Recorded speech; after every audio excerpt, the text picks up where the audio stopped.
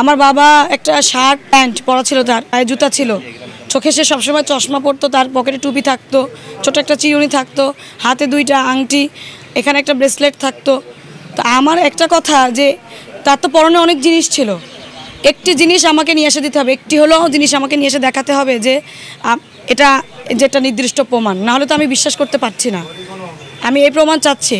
আর শরীরের একটি অংশ হলেও আমাকে দেখাতে হবে, সেটি ডিএনএ টেস্টের মাধ্যমেই আমাকে প্রমাণ করে দিতে হবে যে না, এটা আমার বাবার একটি অংশ।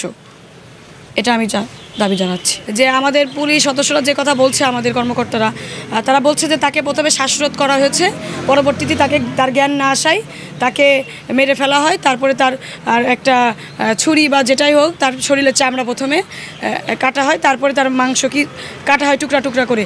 তো এই যে ব্যবহৃত ছুরি, চাকু, কোনো একটি জিনিস আমাকে নির্দিষ্ট প্রমাণ হিসেবে আমাকে দেখাতে হবে, এটাও আমি দাবি জানাচ্ছি।